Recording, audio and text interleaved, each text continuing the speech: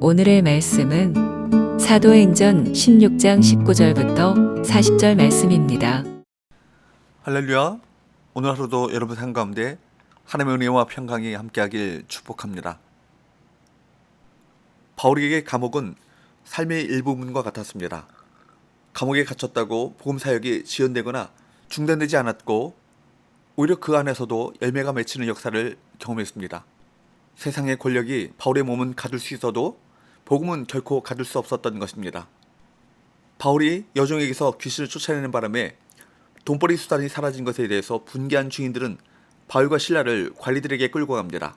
19절, 여종의 주인들은 자기 수익에 소망이 끊어진 것을 보고 바울과 실라를 붙잡아 장터로 관리들에게 끌어갔다가, 여기 장터라고 번역된 아고라는 모임 장소, 광장이라는 뜻이고, 그리스 도시에서 아고라는 단지 물건을 사고 파는 장터 정도가 아니라 각종 공적 활동이 벌어진 곳입니다.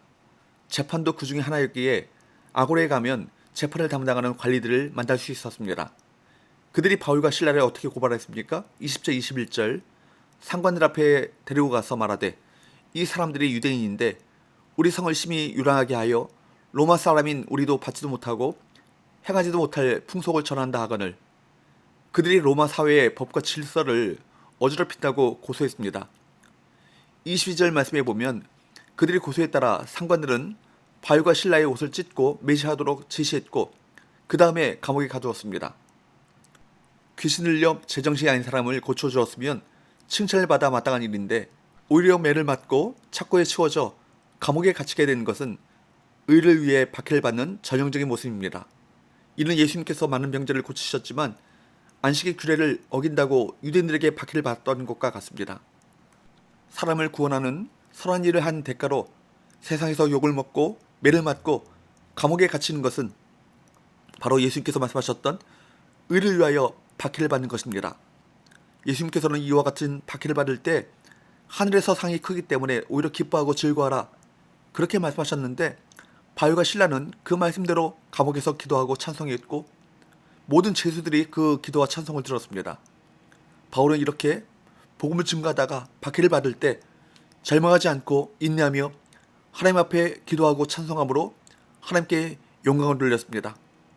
성도는 복음과 하나님 나라를 위해서 박해를 받을 때 바울과 같이 기쁨으로 주를 찬송하고 하나님께 영광을 돌림으로 주님께서 약속하신 천국의 복을 받아 누려야 할 것입니다.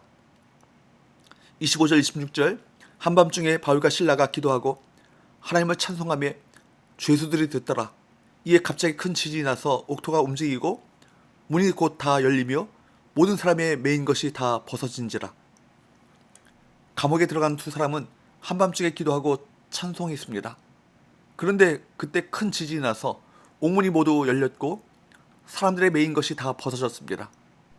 견고한 제국의 지하 감옥토가 흔들렸다는 것은 예수님의 권세가 가이사의 권세보다 강하다는 것을 암시하는 사건입니다. 진정 우리 모두가 세상의 권력과 상황에 굴복하지 않는 복음의 능력을 소유할 수 있기를 축복합니다. 26절 말씀에 보면 엄청난 지진으로 옥토가 움직이고 문이 다 열리게 되자 이 간수가 자다가 깨어 옥문이 열린 것을 보고 간수는 생각하기를 죄수들이 도망한 것으로 생각하고 칼을 빼어 자결하려고 합니다. 그때 바울은 자결하려던 그 간수에게 뭐라고 외칩니까? 28절, 바울이 크게 소리질러 이르되 내 몸을 상하지 말라, 우리가 다 여기 있노라 하니, 그 간수에게 바울은 자신들이 도망가지 않았음을 알립니다. 이에 간수는 어떻게 합니까? 29절 30절, 간수가 등불을 달라고 하며 뛰어들어가 무서워 떨며 바울과 실라 앞에 엎드리고 그들을 데리고 나가 이르되 선생들이여 내가 어떻게 하여야 구원을 받으리까 하거늘, 두려워 떨며 어떻게 하여야 구원을 받을 수 있느냐고 그렇게 물었고 바울은 복음을 선포합니다.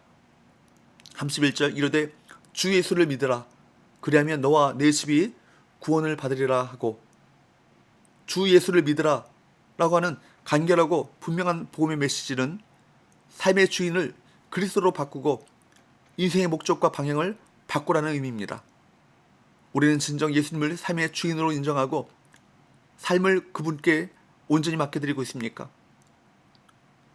32절 33절 말씀을 보면 바울은 간수의 집에 있는 모든 사람에게 복음을 전했고 간수와 온 가족은 그 자리에서 세례를 받았습니다.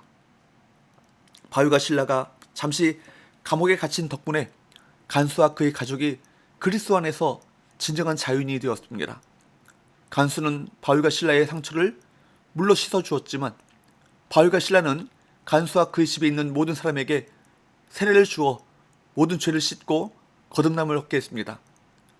복음을 전하다가 오락의 감옥에 갇힌 사건이 놀라운 구원의 드라마로 이뤄지는 역사가 펼쳐진 것입니다.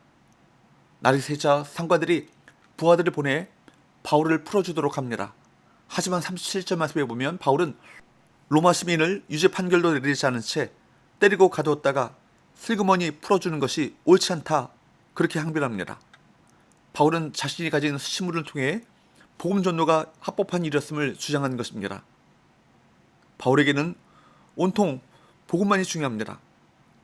자신의 안위와 무지에 대한 변호가 아닌 복음에 대한 전쟁이었습니다. 오늘날 복음을 전하기 어려운 시대라고들 합니다. 그러나 복음을 전하기 쉬웠던 시대는 없습니다. 복음을 증가하는 길에는 많은 시련이 따르고 아픔이 따르지만 그 속에 강력한 성령의 역사가 나타나고 풍성한 구원의 열매가 맺히게 되는 것입니다. 바울과 실라는 감옥을 통해 더 큰 성령의 역사를 체험했고 더 많은 영혼이 주께 돌아오는 은혜를 경험했습니다. 가둘 수 없는 복음, 환경을 뛰어넘는 복음의 능력을 의지함으로 모든 상황 속에서 담대하게 증인의 삶을 살아가시는 저와 여러분 되시기를 축복합니다. 기도합시다. 하나님 아버지, 복음의 능력이 우리 성교의 모든 성도들의 삶의 능력이 되게 하옵소서. 최악의 상황을 최선의 자리로 바꾸는 복음의 능력을 경험하게 하여 주옵소서. 하늘의 기적을 맛보게 하여 주옵소서. 예수님의 거룩하신 이름으로 기도하옵나이다. 아멘.